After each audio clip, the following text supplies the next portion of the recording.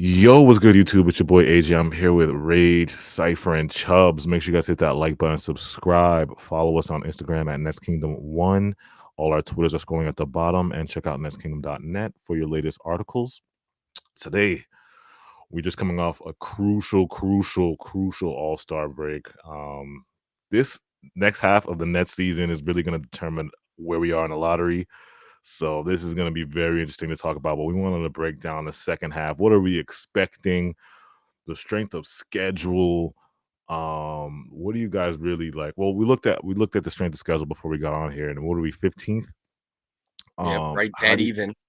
how do you guys feel about going in? Well, you can start off, Rage, about the second half. Do you want to give a record prediction, or you just go to this? Yeah, I'll let Chubbs and Cypher get to the record predictions. I yeah, think that we just came off obviously All-Star break and trade deadline where we didn't do anything yeah, besides getting rid of Ben Simmons. So we'll see how things go. I mean, it's just a matter of hoping, we hoping we lose. yeah, Because we got essentially, we still have D'Lo, we still have Cam Johnson, Cam Thomas is gonna come back. It might not be great. It might not be great. We might have to get lucky. We yeah, might have to get lucky come this lottery. This will really make or break our season, yeah, but I mean, we might end up picking seventh, eighth, or ninth. I mean, I don't know how to feel. Like yeah. we're like middle in terms of like toughest schedule. We definitely have a chance of losing a lot of these games, but with the way we've played this entire season, you can't go into the rest of the season thinking that we're gonna lose. Yeah, yeah. Go ahead, Sif. Let's Yeah, start. I mean, look, it's been proven that these guys under Fernandez are just trying so hard. Like defensively, over the last 10 games, they are the number one defensive rated team in the NBA. Yeah, Mm, Claxton is looking so much better on defense. All these guys are trying so hard. Keon Johnson's point of attack defense is excellent. Zion Williams' point of attack defense, his switch defense is excellent. yeah, Offensively, we are pretty bad. I believe we're ranked 29th in the last 10 games, yeah, but we also have a positive record. There was a stretch in there where we went 6-1. We're a game and a half out of the play-in. And we're getting Cam Thomas back soon, yeah, within the next week, I believe. So with him coming back, assuming he's healthy and he's guns blazing, scoring at the elite level that he can, I think we're gonna go 11-17 in the final 28. Mm, that's good. That's not bad. That's not bad. Chubbs, you can go ahead. Um, like you said, we're smack dab in the middle of in terms of strength of schedule. Yeah, Our notable toughest matchups are one game against the Thunder, two games against the Cavs and Celtics, yeah, and one game each on the Clippers, Lakers, and Knicks. And for the more lesser opponents, we have two against the Wizards, one against the Pelicans, one against the Hornets, two against the yeah. Raptors, one against the Two Sixers, and one against the Pacers back to Bulls. back. Pacers back to back too on this too. That too. Yeah, So, I mean, I'd say this stretch of games will really show like is what Jordy's doing legit? yeah, And not to say he's a fraud, but more so in this NBA, it's very clear you can tell teams are not going as hard pre All-Star break, if you can catch my drift. yeah, Now, we're gonna see people that are on the IL like pretty long start to come back. Teams start to play full rosters, get into a groove, yeah, and we're gonna see teams turn it up as we go into March, April. So if he can still put up these numbers and he can still, have a top defense against teams that are starting to catch a groove, I think that'll really just be straight up impressive on Jordy's part. yeah. Last thing before we get into Derik Queen, I just think with our fully load, like the Nets have to be very careful in who we're gonna rest. Certain games we're gonna rest in the second half because we could overachieve with this team with CT, CJ, and D'Lo hitting on all cylinders could be very, very scary on some nights. Like some nights where we're supposed to lose to a good team, we could overachieve, and shoot better than one team one night or outscore a team one night just by, these guys are playing. We talked about before, and you guys all mentioned these guys are playing super, super hard every single night, diving on everything. And so it's like they have to be very particular on who's resting, who's sitting out. Don't stop the injury report games now that we're gonna, we guys were doing the injury report games in the first half of the season. CJ was sitting for 2 weeks and Cam was sitting for basically 2 months. And don't stop it now. This is where you have to do it now. because this is where it's gonna make or break us. May 12th, the lottery. So Well, I don't think they're going to sit anyone. they I have to, think they bro. don't You have really. to. Here's the thing, though. The Nets right now, I believe, are tied for 7th in the lottery odds. Yeah. I don't know. They just everything that this front office has expressed to me is that they don't really care where the pick falls. Like I Yeah. think they value the culture, they value the wins, they value building positive vibes more than they do pick placement. And for better or for worse, probably for worse, because Cooper Flag looks fantastic. He had a hell of a night against whoever they Virginia. played against. Yeah. Yeah. Yeah, just I don't know. I It's a think scary side. You're right. It does look like that, but like I said, the first half of the season, they were doing it. So don't tell me in the second half, now you want to play all out, try to make the play in. Like that would scare me. If you're well, going I all out think trying Cam to make the Thomas play actually in, got hurt. yeah, yeah. But like I said, you saw the CJ games they were doing. You know the injury report games we play, bro. Like waiting for these guys to come back. Trendon Watford, he might be hurt, he might not be, but who cares? We're gonna hold him out for 2 more And weeks. never updated thing about Bojan Bogdanovic. We Yeah, never knew exactly. ever They anything with they him. play they play the injury report games. We're not dumb. You know how they sit out Well, guys. Cameron Johnson Injury matter. specifically is because the trade deadline was coming up, and now that's Yeah. passed. So I And don't know if they have D'Lo. that excuse anymore. What about D'Lo? D'Lo will be in and out of lineup. Like it'd be just I Sometimes, don't but know. then he's also playing like a decent amount. It's just hard to really gauge what this team is doing. Yeah. Like I said, it's scary. Like I said, it's not our decision. I'm just hoping for the best that we do sit out guys because my goal is to get to that top in the lottery and get those odds up. But yeah, so Derik Queen, man. Derik Queen right now, Derik Queen is mocked at 13th. The Maryland big, 6'10, 246 pounds. Nets Twitter is going goo goo gaga over Derik Queen right now. I think he just had 24 and 13 against Nebraska. He has a couple good games like that he's bringing out. He was killing against Rutgers. I think he had 29 and 15 on Dylan Harper and Ace Bailey. He was killing them. So Derik Queen, like we think about the big situation, and I want to ask you guys this first question: like, where do you think Derik Queen, like, if the Nets were to take him, right? Let's say we do get 11, 12, or 13 around that, where Derik Queen is mocked. Would you take that chance on Derik Queen, or you would look for something else? Because a lot of people tell me, 1 through 10, best player available. Well, what about after that? Are you drafting for need or are you drafting for best player available? Because he's mocked at the best player, at that moment. But what do you guys think about that? I think in terms of he's there, like you do draft in terms of like that need, just Mhm. because you'd think that if we were to draft at that point, like we all, I mean, hopefully our pick isn't like that low, but if we have another pick that you'd think that we draft best available based off of that pick and have that other pick to draft Derik Queen.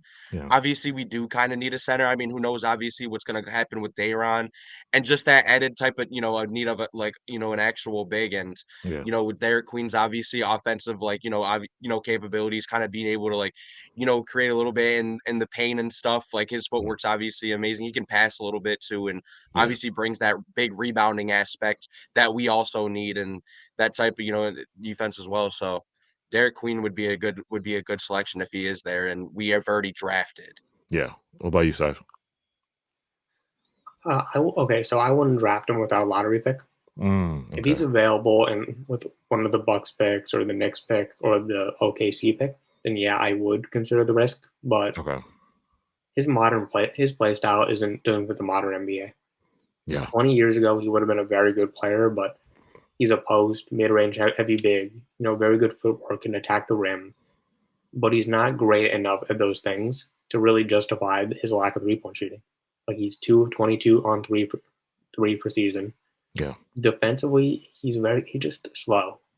Like his footwork makes up for his size and lack of speed, Yeah. and he's very crafty on offense. But defensively, he can't do that. He can't switch. His ability to read the pick and roll isn't really there. Some rim Yeah. protection is fine, but if you're going to be a big in the NBA, you got to be a very good help defender. Yeah. And we were talking about this before we started. We're in the modern NBA now. So it's like, sadly, and Derik Queen reminds me so much of like Zebo, Al Jefferson, those type of bigs with the nice footwork, minis, they are so versatile. But we're in the NBA where it's like you're either a stretch five where you can shoot 3-pointers and rim protect, or you're a run and dunk, pick and roll rim runner that can catch in as a lob threat, a vertical spacer. And Derik Queen is not even a vertical spacer. He's not a vertical spacer. He can't. He's not really that athletic to catch lobs like that. I'm not saying he can't, but he doesn't really catch lobs like that. And then he's lackluster in the defensive rim protecting and switching. And then he can't shoot threes. So it's like those combinations of the modern big is why, like, I think NBA scouts and then his weight, I think NBA scouts are gonna be like a little bit scared. Like, should we take a chance on this guy? I'm not saying he won't get drafted. I think he will, but he just doesn't fit that mold of a center in today's game. And again, he's 6'10". We don't know if he's 6'10". You know how these college scouts be lying. You get to the combine, we find out he's 6'8". You know what I'm saying? So it's like we don't know what his real height is. But it's like now that you look at he's having great games in Nebraska. You saw what he did against Rutgers. You saw you know what I'm saying? He's having these great games. His draft stock is rising, and Nets Twitter is thinking like, oh, we get Derik Queen, it's over for Clax. It's over to Daron. But how do you guys feel about that? Like, like Chubbs, do you feel like we should be replacing Clax, replacing Daron, like Nets Twitter is saying? I think Queen, in terms of just raw skill, he's definitely if you come onto the Nets in terms of just straight up raw skill, definitely has the better skills of the two. Oh yeah. But then again, I think Clax and Daron, they're more predicated on what today's NBA demands out of the big guy now. Yeah. Like unless you're an elite center like Jokic, like Embiid, your teams are not going to ask you to have footwork. Teams are going to ask you to have a nice mid range. Like how many bigs right now have a game outside of being a runner, being a stretch out. The only person I can really think of is Jonas Valanciunas. That's the only one I can think of. A lot of these bigs are not versatile, bro. Like a lot of these bigs are not really versatile. You know what I'm saying? And that's predicated on the league not really needing it. Yeah. Because more so is they like, okay, what is the type of big we need to defend an Embiid or a Jokic? Oh, okay. Let's get these younger, more athletic, can help defense when needed, can switch, is more agile as opposed to the more heavier, the more can only really play in the paint. Yeah. Like 10 feet from the rim. That's all you can really get out of him defensive positioning. So will Derik Queen be nice in stretches? Yes. Yeah. But when night in and night out, you have to ask him to guard guys like Embiid, Jokic, not even those, but just big body centers like a Steven Adams, for example. You're gonna see deficiencies in that game. On top of that, ask him to guard more shifty guys and switch on the perimeter, like guards like a Trae Young, a Steph, a Ja. That's where if he can show he can be a switchable big, I think it's a sure shot to try and take him there. But if not, definitely look to get him outside a lottery if he's there. Yeah. Because when I think about Derik Queen, I worry about like the measurables is the first thing, athleticism, and then like you said, like the ability to switch on the perimeter and to guard that's important as a big, because you got to be like Cypher saying, you got to be a good help defender as this modern big. You have to be a good help defender to protect the rim. If you're not that, it's like I'm taking a really Queen is that he is one skill away from being really good. Like if he had either one of a 3-point shot or like switchable defense, then I would love to draft him. Yeah. But he doesn't have either of those things, and those are two very, very important things if you're just going to be a big in the modern NBA. Yeah. If he could stretch the floor and hit threes, it would change a lot. It would change a lot. I think NBA, because like I said, NBA scouts, I feel like they're looking for, first of all, youth, 18, 19. He's 20 right now. Looking for youth, looking for upside, and then they're looking for those skill sets with the modern bigs today. I think that's going to get you that. And there's bigs ahead of him. Like I said, Asa Newell's ahead of him, Kaman's ahead of him, and I think we'll get into those draft prospects. But I think like we look at Kaman Maluach and we're like, okay, this guy's 7'2". He can rim run, he can defend. He doesn't really have the shot's not really there, but there's potential. So it's like, and he's so young, so I think that's why he's so high in the draft. Asa Newell, again, he's 19. He has the Claxton kind of prototype, so he can switch and he's a rim run. So it's like you see the modern big traits, why these guys are getting, or they're mocked high, but we'll see. It's really a shame because I actually think Queen in terms of talent is better than both those guys. But Mm, the NBA, the modern NBA, is just so cutthroat about what you need to do specifically if you're a certain type of player. And if yeah. you can't do those types of things, you're not going to make it. Yeah, because I just hate how like the post game is like a dying breed in today's game. Like watching Derik Queen just reminds me of those old school like used to get because there's moments where like your 3 point shot. It's like we look at Boston and they you know how like the threes don't fall. The threes are not your only. You can't just live and die by the three, and that's what the NBA is turning into.